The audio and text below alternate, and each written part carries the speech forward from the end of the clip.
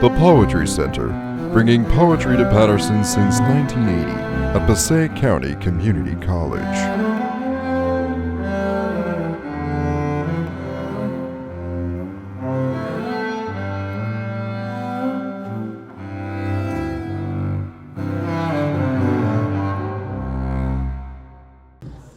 Good afternoon, everyone. How are you? Welcome to Passaic County Community College Poetry Center. My name is Christine Redmond-Waldeyer, and I'm honored to be stepping into the role of Poetry Director. I want to begin by acknowledging the extraordinary work of my predecessor, Maria Mazziotta-Gillen.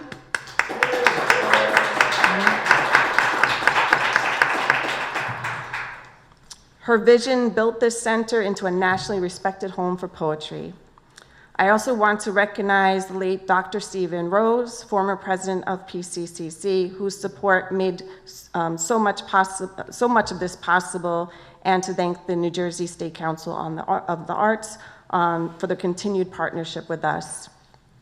Please be sure to join us for upcoming events. We have the 5th presidential inaugural poet, Richard Blanco, here, as well as Antonio Rodriguez next weekend, next Saturday, so please be sure to join us.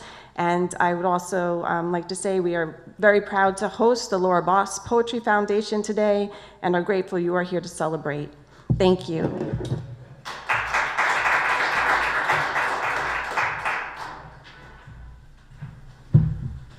Hi, everybody. I'm Barry Boss. I'm Laura's son, and very happy to be here today, and thank you all for coming.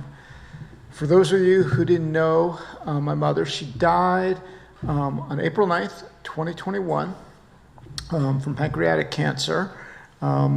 She was in hospice, and we were trying to, she loved the poetry community so much, and we were trying to sort of think about how we could continue her legacy.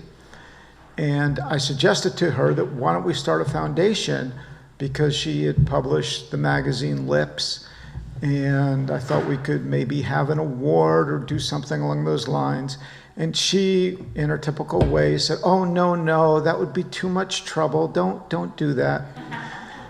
And then the next day I came back and she said, I was thinking about it, and it would be sort of nice to have something in my name.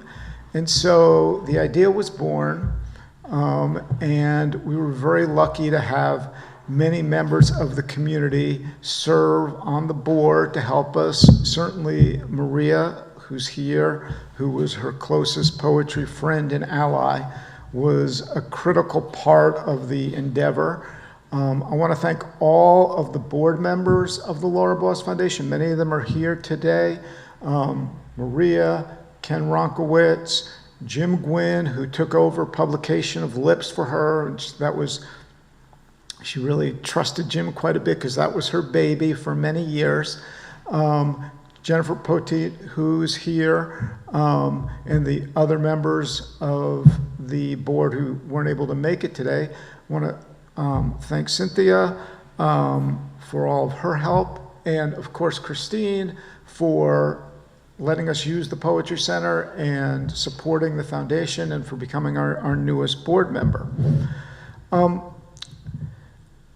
always think about, with my mother, she loved poetry. She didn't really start writing it till she was about 40 years old, although she would say I always was interested in poetry. She didn't really become a poet till she was 40. And the things that I remember most about her poetry were the things that were most memorable for me in her life, which was one, her terrible decision in relationships. 2, her unbelievably, and any of you who knew her, and Joe can attest to this, her driving was absolutely terrible. Every time you got in a car with her, it was you were risking your life. And she's got several poems about this where she would ferry around very famous poets, give them rides back from readings, and they would leave the car and say they were never going to drive with her again. The foundation is something that is obviously a labor of love for me, and I just want to thank everybody for coming. You can support it. Thanks to Ken, we've got an online presence, a social media presence. We're able to continue it based on contributions from poets and from the community. I want to especially thank New York Quarterly, which as part of, which has agreed to fund the publication of the book every year for the award winner. And I want to thank Joe Weil for, Joe was, my mother absolutely loved Joe and loved his poetry, and I know she would just be so honored that you agreed to judge the contest, so thank you very much. And of course, congratulations to Terry Rae Hall for an incredible book, and for taking the time to schlep up here from Southwest Virginia in this terrible weather. And thank you all for coming, and I'll turn it over, I think, Joe.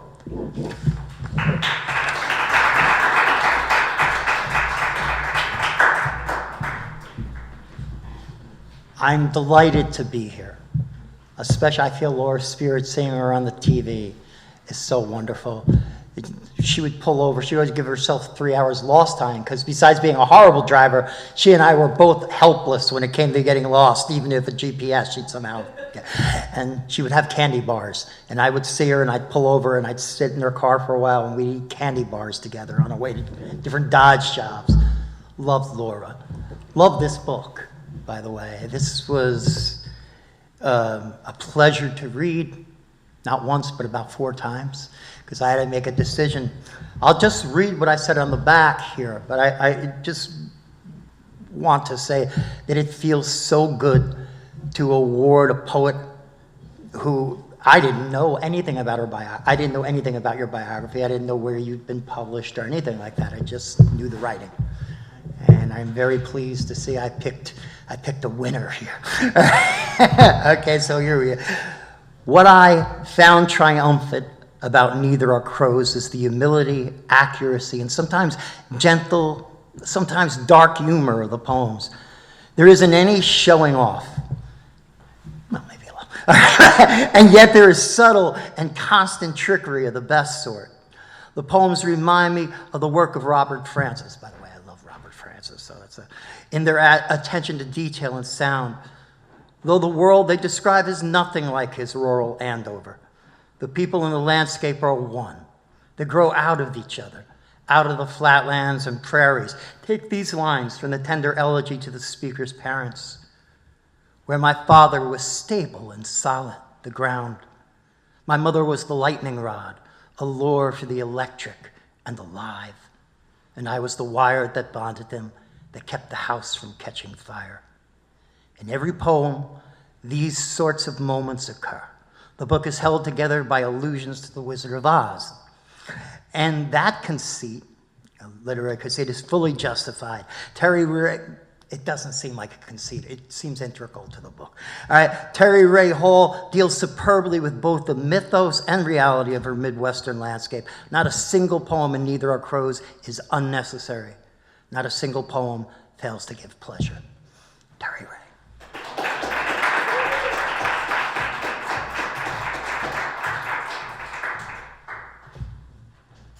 Thank you for that, Joe. I want to start just by thanking the Laura Boss Poetry Foundation, especially Barry and Ken, for giving me this opportunity. New York Quarterly, I've been working with Amanda and Ray, really enjoyed putting the manuscript into book form. And thank you to the Poetry Center for hosting this event. I really appreciate that. Barry and I were talking earlier about narrative poetry. And while I don't believe that every poem in this collection is a narrative poem, the book itself is a narrative. The concept is a character study. It's a character study of Dorothy Gale Lyman, who you will know as the Dorothy Gale from the 1900 Frank Baum novel and the 1939 MGM film, which had huge impact on me as a child. And what I have done is to project into the future about what Dorothy's life may have been like post the Oz experience. So the book is told in 3 sections. The first by Frances Lyman, Dorothy's daughter. The second by Albert Lyman, her husband. And then the third section, what I call the Dorothy section, is from the point of view of Dorothy, but also other characters in the Kansas verse that you will recognize. Elmira Gulch is there, Auntie Em and Uncle Henry. So that will be familiar to you as you read through the book. But I wanted to give you that context so that you could help you differentiate between the different voices. To do that on the page, I tried to vary the tenor of the poems from section to section. So Frances's poems are more often than not prose poems. They're list poems, they're homework assignments. So they're the pieces that may read the least like poetry. Albert, as an actuary, a numbers man, is less comfortable with the whole concept of poetry, and so there's a little more tension in his poems as he tries to kind of speak in that vernacular. And then the Dorothy poems are all over the place. So with that, I will start, as the book does, with a Frances poem. Probability. My father is an actuary. He uses statistical record to calculate risk. He makes math about the past predict the future. My mother thinks he strips life of its wonder. He thinks that numbers are wonderful. Supper cleared, I sit at the kitchen table, my homework a model built with ice cream sticks and glue. At the sink, my mother wipes dishes dry. My father unfolds the sports page. He likes to study baseball stats even more than watching games. He says figures create perfect patterns, paint pictures of the world only numbers can tell. See here, Frances, he says to me. There are ratios for span, for pitch and rise. Numbers construct even that house you are making. Numbers and a little bit of Elmer's glue. I paste another plank in place. My mother stacks dishes in the cabinet, a clank of plates. My father examines the National League. See here, Frances, he says to me. He circles certain numbers with his pencil, RBI and ERA, determines who is most likely to hit the ball, who is most likely to score. He likes the Cincinnati Reds. I am named Frances after an aunt I never knew, and I'm always called Frances. Never Francie, never Fran. Sometimes I wonder how my life might change if my name had been Judith or Carol or Pat. I ask my father this. See now, Frances, he says to me, I have tables in my office that can answer that very question. Come tomorrow after school and we will look it up. At the gunmetal desk where my father logs his days, we will trace our fingers down columns of names, across rows computing income average, family size, life expectancy. See now, Frances, what good chances you've been given. You will not move far from the place you were born. You will live a long and measured life. My father scratches notes along the margins. My mother wrings out the dish rag and drapes it on the rack. Leaning across the table, she smacks her hand on my half-built house, knocking the whole thing flat. She says, anything might happen.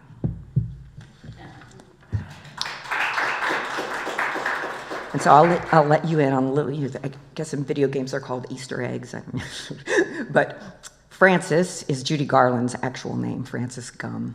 And so when Frances is considering whether or not she would have had a different life if her name had been Judith, that's a reference to my favorite film. This is also a Frances poem, Keepsake. If I had a dressing table, I would fit it with a gathered skirt of minted green dots mint green dotted Swiss. If there were a mirror hinged in back, I would tape up pictures of Elvis cut from glossy magazines, not a faded photograph of people on a farm. If there were combs and brushes on a painted china tray, the handles would be bone or pearl, not plastic grained to look like wood. If I kept a little cedar box at the bottom of the left-hand drawer, I would string its tiny key around my neck. The box would hold the most valuable things: the medal I won for penmanship, my Granny Lyman's signet ring, not the scraps my mother saves, some rotting straw, a rusty screw, a knotted lock of fur. And this is from Albert: to have, to hold, to lack. Your days kaleidoscoped in ways that made my head spin. Still, I craved you like a drug, a rug pulled out from under platitudes and habits of mind. My skin hummed at your touch. Straight spun to spiral, grays became green, half smiles bloomed into booming laughs that nearly split the gut. Maybe such ecstasy isn't meant to endure. Life lived at frequencies only dogs and lovers hear. I have loved waking near you. Love can be a window, or love can be a door. I gaze through the glass at our gardens. I listen for the secrets trees whisper at dusk. You need hands stout enough to loosen that rusted latch, heart bold enough to choose the path unfolding beyond the threshold. You'll want more than this man of straw.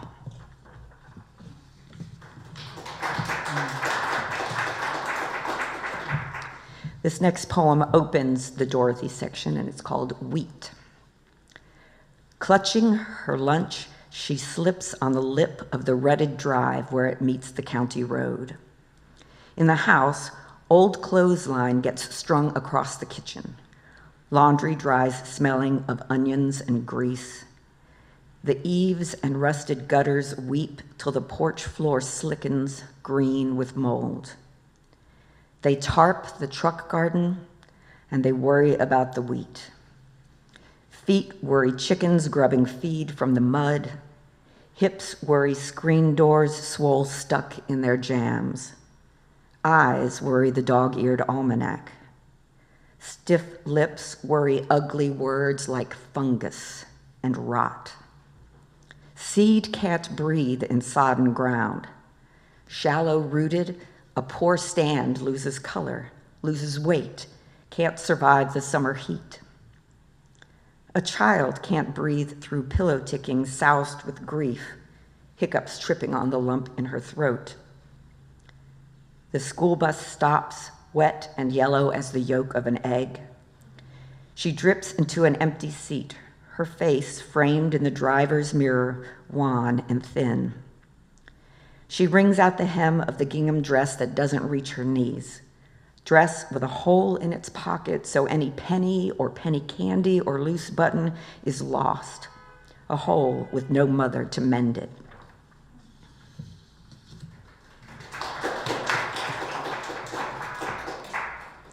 Stereoscope. Sundays after dinner, we sit an hour in the parlor. Aunt with the family Bible winging open on her knees, uncle with his head bowed, hands in lap. In the nap, Aunt allows will suffice as prayer. In the sideboard bottom drawer, we store a stereoscope that uncle got in an auction lot with a butter press, some steel mesh, and a fully refurbished combine reel. Plus, a paper packet of picture cards, their images twinned like Siamese with bodies knit from ribs to hip. Mount Whitney, California, the highest point. Yosemite Valley, El Capitan. And my favorite, the granite crooks and crags of Cannon Mountain, the great stone face. I peer at distant places through the hooded eyes of the stereoscope, study steepled rock, seek permission for a minute to make believe the world isn't flat.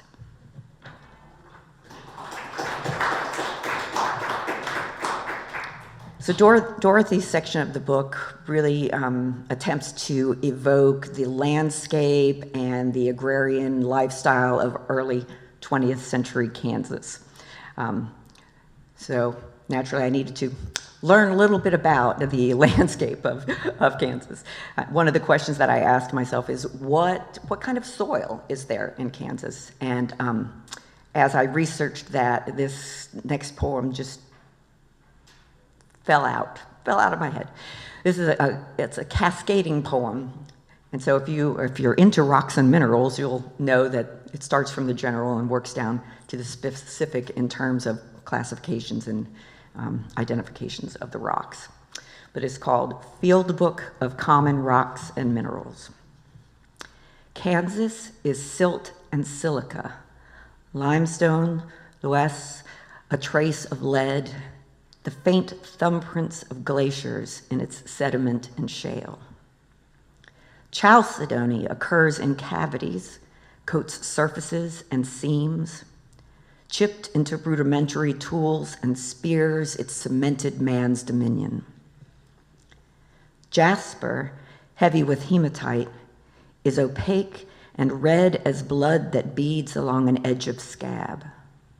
When the Jasper room in Russia's Winter Palace burned, it returned as the malachite drawing room. Picture it.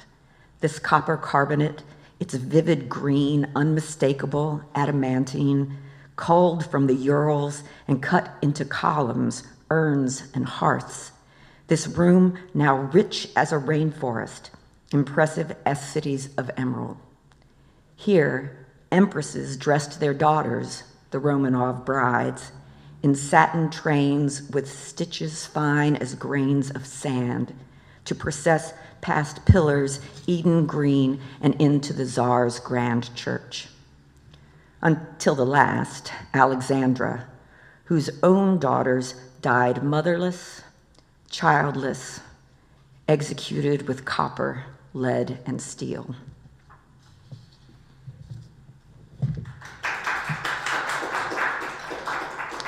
You can't have a book about Oz without having a poem entitled No Place Like Home, so that's this one. No Place Like Home. A childless aunt is not a mother. A spare room is not a child's room. A spoonful of ipecac is never tender.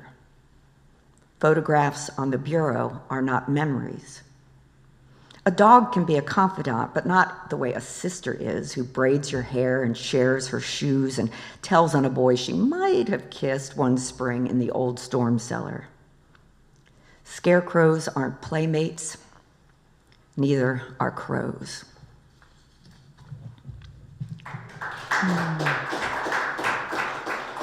So many of the pieces in the collection are actually partner poems.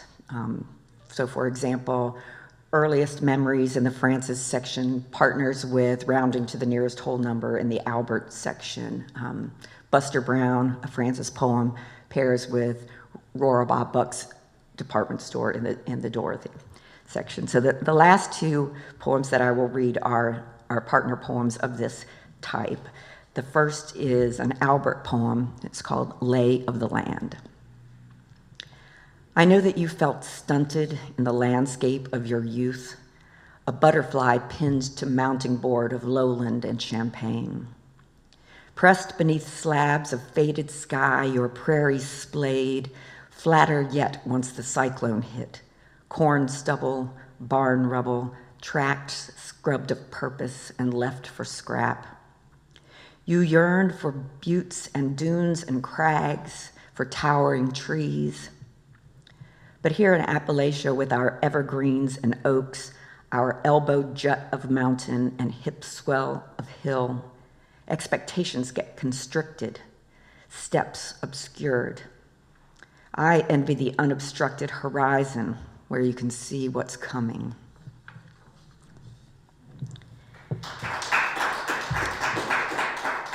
The final poem in the collection is actually the first that I wrote for this series of poems, and this is the Dorothy partner to Albert's piece. In this part of Kansas, So much is flat. Prairie giving way to plains, roads rolled level, even colors pressed to monochrome, pale as the plains of my father's face known only to me in photograph.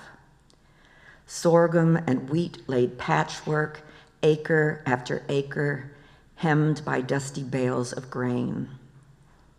Is it any wonder then we stare so long at sky? Clouds like peaks of mountain ridge, clouds like crests of wave. Thank you.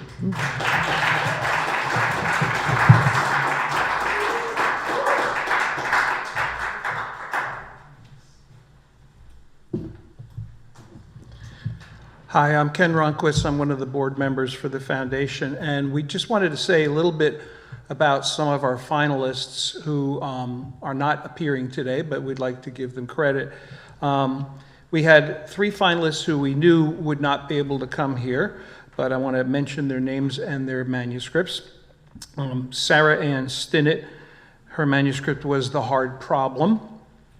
Daniel Donahue, who actually was a finalist twice now for his book Row Home in Flickering Light, and Colleen Zubik for her manuscript Bird Mnemonic.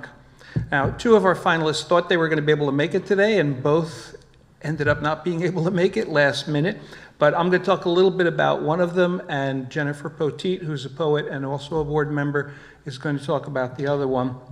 Michael Montlack is one of our finalists. He's the editor of the Lamba Finalist Essay Anthology, My Diva, 65 Gay Men on the Women Who Inspire Them. He's also has several poetry collections, and an interesting connection here is 2 of his books, Cool Limbo and Daddy, are published by NYQ Books, who is our publishing sponsor, which I think is a nice coincidence. We should mention that when we read the manuscripts and when Joe or any of the final judges read the manuscripts, we read blindly. We don't know if this person has 10 books or no books or is famous or not famous. Everything is read blindly. So I think that's important, and I think it's a great thing that we do that. Also, he teaches at NYU and CUNY City College in New York City, where he lives, and his finalist manuscript, which is Cosmic Idiot, has been picked up and will be published by Saturnalia. And I'll just mention, too, that a good number of our finalists have had their books published by other people, which makes me feel like we're picking good books. And, you know, as Joe has said, he had to select from them, and he had to pick 6, and, you know, he liked all of them. So, okay, Jennifer is going to say a little bit about another one of our finalists.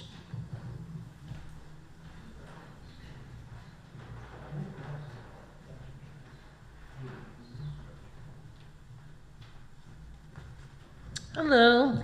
I'd just like to tell you a little bit about Mary Paulson, who would have been reading from her book today.